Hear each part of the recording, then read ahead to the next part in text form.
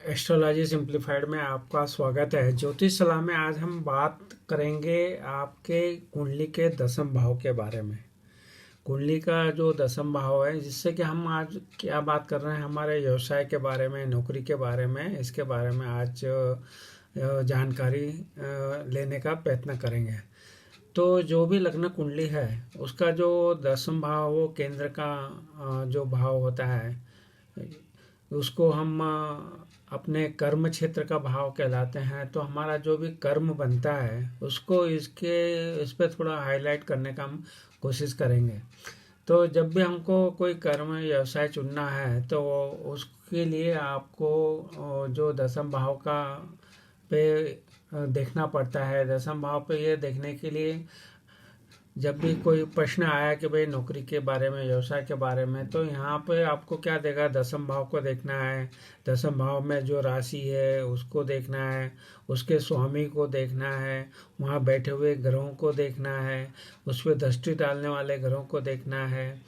तो और जो भी ग्रह बैठे हैं, वो किस भावों के स्वामी होके बैठे हैं, उसको जो दृष्टि डाल रहे हैं उन पे वो कौन से भाव का स्वामी होके दृष्टि डाल रहा है, ये सब का आकलन किया जाता है। और उसके बाद में आप अपने व्यवसाय के बारे में आप जान सकेंगे। तो इसमें सब चीज़ें हैं, युति आ गई है, दृष्टि आ गई है, कहाँ बैठे हैं, किसके ग्रह के साथ बैठे हैं, दसम भाव का स्वामी के साथ में कौन सा ग्रह बैठा है, वो किस भाव का स्वामी है। तो इतना सबको आकलन करके ही आप अपने जो चुनाव करेंगे, अपने जो भी कार्य क्षेत्र का, उसमें नौकरी का, व्यवसाय का, तो उसको आपको देखना पड़ेगा। तो यहाँ पे इनके जो कारक ग्रह हैं, उनको भी देखना पड़ता है कि दसम भाव में जो कारक होता है वो सूर्य है, बुध है, गुरु है, शनि है। उसकी भी जानकारी आपको लेना पड़ेगी कि वो कुंडली में किस स्थिति में है। तो आपको ये सब बताने का ये हमारा उद्देश्य है कि जब भी दसम भाव, दसवें और वहाँ बैठे कोई ग्रह ना हो, तो उसको कैसे देखें, कोई बैठे ग्रह है तो उनको कैसे देखें, और ये सब चीज़ों को फिर हमको दसमांश कुंडली में भी देखना है। तो ये सब जानकारी आपको लेना पड़ेगी। फिर आपको क्या देखना होगा कि यहाँ पे किस टाइप की कौन सी राशि है। मान लो यहाँ पे अग्नि तत्व की राशि है 159, जैसे यहाँ 5 नंबर की राशि है, सिंह राशि है, तो ये अग्नि तत्व की राशि है, तो उसको देखेंगे। अगर अग्नि तत्व की राशि है तो उसके अनुसार आपका कार्य क्षेत्र हो सकता है, वो इंजीनियर हो सकता है। फिर वो धातु से कनेक्टेड जो उद्योग है, वहाँ पे उसका कनेक्शन हो सकता है। तो इस तरह से भी इसको देख सकते हैं।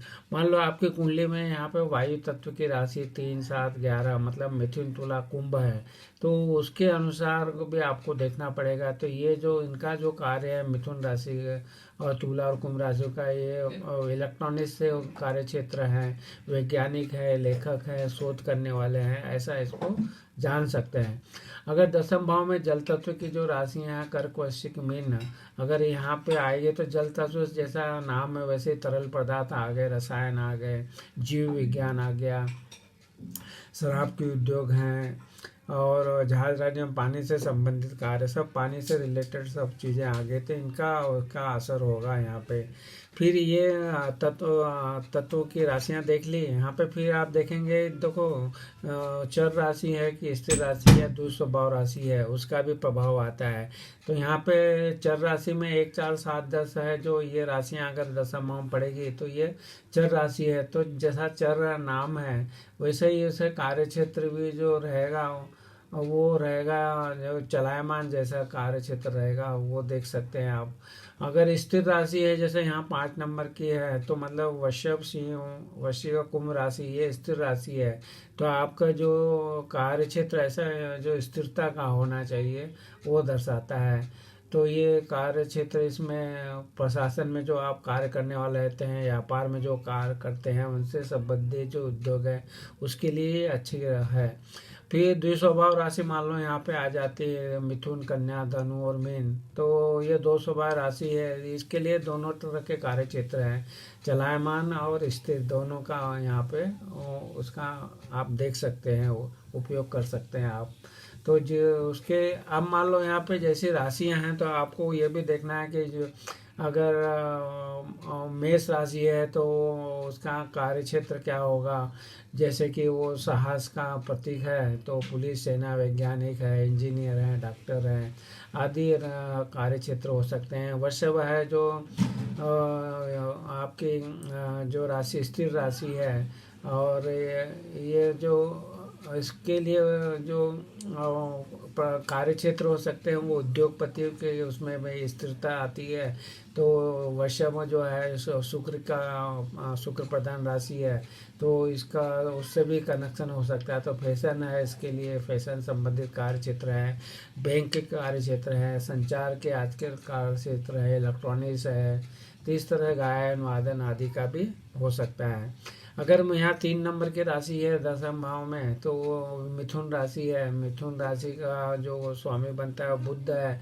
तो बुध से संबंधित जो भी कार्य क्षेत्र होते हैं, पत्रकार हैं, बिक्री से संबंधित कार्य हैं, अध्यापक हैं, इंजीनियर से संबंधित कार्य, व्यापार है, गणितज्ञ हैं, ऐसे कार्य होंगे आपके। अगर 4 नंबर की राशि है तो वो चंद्रमा की राशि है। तो चंद्रमा जो है उनके कार्य क्षेत्र में होटल इंडस्ट्री आती है, नर्स हैं, डॉक्टर हैं, बेकरी के कार्यकाल हैं। इसको आप इस तरह से देख सकते हैं। सिंह है तो यह सिंह सूर्य की राशि है, तो प्रशासन के जो कार्य हैं, जो उच्च अधिकारी होते हैं वहाँ पे, शहर से संबंधित कार्य हैं, ये इनको यहाँ पे देखा गया है। ये निर्देशन का जो कार्य करते हैं, इंजीनियर हैं, चिकित्सक हैं, दवा से संबंधित कार्य, इस तरह से आपका कार्य क्षेत्र बनाता है, मंत्री बनाता है, राजदूत बनाता है। कन्या राशि अगर 6 नंबर की है, जो उसका भी बुध है, तो इसमें दुकानदार हैं जो, या अध्यापक हैं, डाकघर है, फिर उच्च प्रशासन के जो अधिकारी होते हैं उनका कार्य क्षेत्र हो सकता है। स्टेशनरी का जो कार्य क्षेत्र है, कंप्यूटर का कार्य क्षेत्र है, मनोवैज्ञानिक, फिजियोथेरेपिस्ट, डॉक्टर, जासूस आदि, चार्टेड अकाउंटेंट, ये सबको आप 6 नंबर के राशि के कार्य क्षेत्र हो गए। 7 नंबर के मतलब। इसके बाद में वृश्चिक है, तो ये मंगल का है, मंगल इसका मालिक बनता है। तो 8 नंबर मान लो यहाँ पे है, तो इनके कार्य क्षेत्र जो रहते हैं वो ज्योतिष से संबंधित कार्य क्षेत्र हो सकते हैं। फिर ये भूमि से संबंधित है, क्योंकि मंगल भूमि का कारक है, तो भूमि संबंधित है। अनुसंधान के जो कार्य जो है वो कार्य क्षेत्र हो सकते हैं। दंत चिकित्सक हैं, मेट्रो रेल के कार्य में जो लगे हैं वो हैं। तो ये सब आप देख सकते हैं। 9 नंबर की राशि मान लो यहाँ बन रही है, तो ये गुरु का राशि बन जाती है। तो गुरु से संबंधित जो कार्य क्षेत्र हैं वो आप हो सकते हैं। यहाँ पे शिक्षक है, अध्यापन है, धार्मिक विषयों पे जो कार्यरत होते हैं वो है, अध्यात्म संबंधित, न्यायाधीश, विचारक, खेल खिलाड़ी आदि, क्रय विक्रय, वकील आदि का कार्य क्षेत्र हो सकता है। अगर यहाँ मकर राशि है वो शनि की है, तो शनि के जो भूगर्भ शास्त्र है वहाँ है, व्यापार के कार्य कर सकते हैं, ये सब देख सकते हैं। लकड़ी के कार्य हैं। कुंभ है 11 नंबर की जो राशि है शनि की, ये भी है। तो इसमें जो कानूनी सलाहकार होते हैं, टेलीविज़न से जो कार्य करते हैं, ज्योतिषाचार, रेकी के कार्य, टेलीपैथी, न्यूरोलॉजिस्ट, एक्सरे आदि के जो कार्य क्षेत्र वो हैं, वैज्ञानिक, इंजीनियर हैं, वो आदि का कार्य है। 12 नंबर है वो गुरु की राशि है, मीन राशि है। तो डॉक्टर जो है, नर्स हैं, शल्य चिकित्सक हैं, पुजारी हैं, इनके कार्य से हैं। सन्यासी लोग हैं, स्वास्थ्य संबंधी जो कार्य क्षेत्र हैं, ये सब इनके कार्य हो सकते हैं। तो इस तरह से आपने राशि के अनुसार देखा। आप मान लो यहाँ कुछ जो से घर बैठे, कौन से ग्रह बैठे हैं, जैसे यहाँ मंगल शनि बैठे हैं, तो फिर जो जो भी ग्रह यहाँ बैठे हैं, मतलब सूर्य बैठा है तो सूर्य के कार्य क्षेत्र होंगे। सूर्य के जो उसके बाद चंद्रमा है तो चंद्रमा से कार्य क्षेत्र हैं चंद्रमा के। मंगल है तो मंगल के कार्य क्षेत्र हो जाएंगे। बुध है तो बुध का कार्य क्षेत्र हो जाएगा। गुरु है तो गुरु के कार्य क्षेत्र है। शुक्र है तो शुक्र का कार्य क्षेत्र हो जाएगा। शनि यहाँ बैठा होगा तो शनि का कार्य क्षेत्र होगा। और इसके बाद में आप जो राहु है तो राजनीति से व्यक्तित्व का कार्य क्षेत्र होगा। ये केतु है तो केतु के कार्य क्षेत्र होंगे। तो इस तरह जो ग्रह बैठे हैं, तो यहाँ शनि मंगल बैठे हैं तो उनके कार्य क्षेत्र में आ जाएंगे आपको। कोई ग्रह अगर दृष्टि डाल रहा है तो उस ग्रह से दृष्टि से संबंधित, अगर यहाँ पे कोई ग्रह नहीं होता, सिर्फ चंद्रमा या जो भी है, जब भी दशाएं अंतर दशाएं जो ग्रह की चलती तो उस तरह के कार्य क्षेत्र में आपको सफलता प्राप्त होती है। फिर अगर फिर दसम भाव का स्वामी कहाँ बैठा है, ये लग्न में बैठा है तो आपके व्यक्तित्व में बैठा है, ये आपके फैमिली में है, ये यात्रा के भावों में है। तो ये जो कार्य क्षेत्र जो होंगे फिर वो उस भाव से संबंधित कार्य क्षेत्र हो सकते हैं। तो तृतीय भाव में होंगे तो ये आप लेखन का कार्य क्षेत्र हो सकता है। तो इस तरह से जहाँ पे बैठा है, मान लो ये दसम भाव का स्वामी आपका चौथे भाव में बैठेगा तो चौथे से संबंधित जो कार्य क्षेत्र है वो आपका करने का कार्य क्षेत्र हो जाएगा। वो प्रॉपर्टी का काम भी हो सकता है।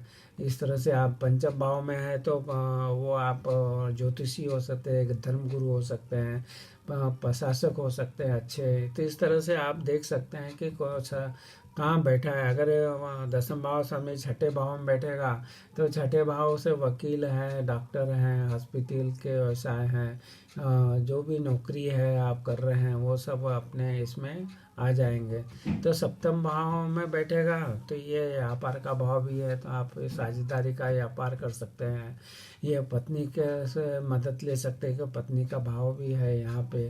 तो इससे आप देख सकते हैं। अष्टम भाव है तो ये अगर दसम भाव के सामने अष्टम भाव में बैठेगा तो अष्टम भाव के जो कार्य क्षेत्र होते हैं वो आप हो सकते हैं। जैसे कि कई वैज्ञानिक लोग हैं जो कि आप बहुत ही रिसर्च वगैरह का काम करते हैं, ज्योतिषी का काम है, इस तरह के कार्य क्षेत्र हो सकते हैं। नवम भाव में है तो ये दसम भाव का समय नवम भाव में आएगा तो ये एक धर्म भाव है। तो यहाँ पे भी आपका जो कोई गुरु है, गुरु जो अपने ज्ञान देते हैं, गुरुकुल बनाते हैं, या गुरु के जो कार्य क्षेत्र होते हैं वो सब कर सकते हैं।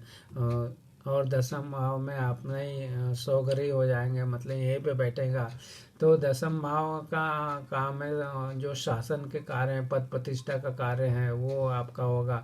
तो नौकरी व्यापार वगैरह में आप शिखर पर पहुंच पाएंगे अगर अच्छी स्थिति में होंगे। एकादश भाव आपका लाभ भाव है। तो यहाँ पे अगर 11 भाव में अगर दसम भाव का स्वामी बढ़ता है तो जो भी जातक कारखाने वगैरह का मालिक हो सकता है और कई लोगों को रोजगार दे सकता है और सभी सुख साधन यहाँ पर उसको प्राप्त होंगे। और द्वादश भाव हमारे विदेश का भाव है तो दसम भाव का स्वामी अगर विदेश से आपका कनेक्शन करवा देगा ये। और इस तरह ये हॉस्पिटल से भी कनेक्टेड है तो हॉस्पिटल से में कार्य क्षेत्र हो सकता है। तो इस तरह से दसम भाव का स्वामी आपकी कुंडली में कहाँ कहाँ बैठा है और किस तरह से उसका प्रभाव आया था इसका आकलन किया जाता है।